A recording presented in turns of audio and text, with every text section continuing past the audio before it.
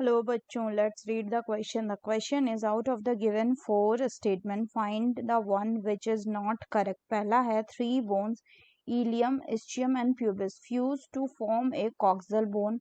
दूसरा है three type of muscle are present in our body. Next is saddle joint is found between carpal and metacarpal of the thumb. Fourth is accumulation of the uric acid crystal causes tetany and inflammation of the joints. तो आइए देखते हैं हम इसका की concept.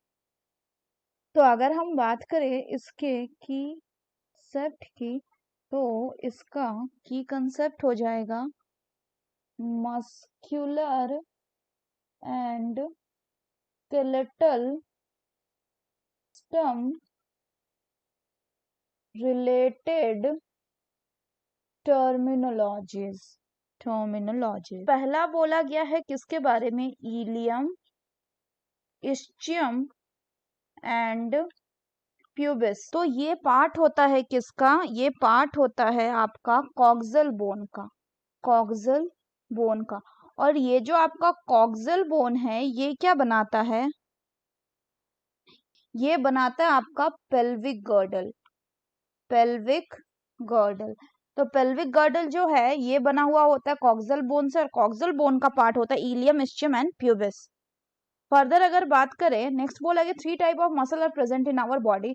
तो यानी पहला कैसा हो गया? करेक्ट. दूसरा कैसा हो गया? ये भी हो गया करेक्ट क्योंकि हमारे बॉडी में तीन टाइप के मसल होते हैं जिनको हम कहते हैं स्केलेटल मसल्स.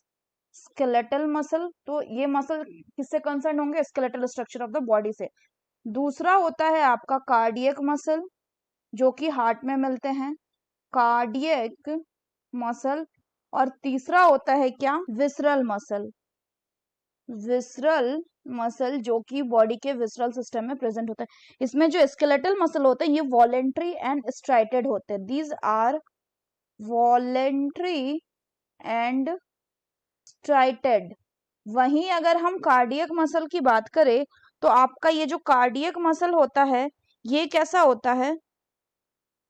ये भी आपका स्ट्राइटेड होता है. स्ट्राइटेड. बट ये इनवॉलेंट्री होता है. इनवॉलेंट्री. वहीं विसरल मसल की बात करें तो आपका जो विसरल मसल है बच्चों ये नॉन स्ट्राइटेड होता है. नॉन स्ट्राइटेड होता है but they are also voluntary. तीसरे की बात करें तो बोला गया सैडल जॉइंट. तो अगर हम बात करें सैडल जॉइंट की, सैडल जॉइंट की तो सैडल जॉइंट प्रेजेंट होता है कहाँ पे? Between carpal and metacarpal. Metacarpal of thumb. तो ये भी कैसा हो गया आपका?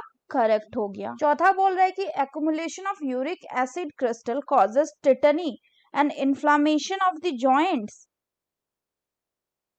तो accumulation of uric acid crystal से इन्फ्लामेशन ऑफ द जॉइंट होता है जिसको हम गोट बोलते हैं. लेकिन जो टिटनी है ये का मतलब होता है मस्कुलर स्पैज्म. टिटनी का मतलब होता है क्या? इसका मतलब होता है आपका मस्कुलर स्पाज्म. और ये कॉज होता है क्यों? ये कॉज करता है आपका due to the abnormal alteration in the body's electrolyte that is in calcium. तो हमें बताना कि which is not correct. So the correct option will be option 4 that is accumulation of uric acid causes tetany and inflammation of joint. तो accumulation of uric acid tetany cause नहीं करता, gout cause करता है और gout में ही inflammation of joint देखने को मिलता है.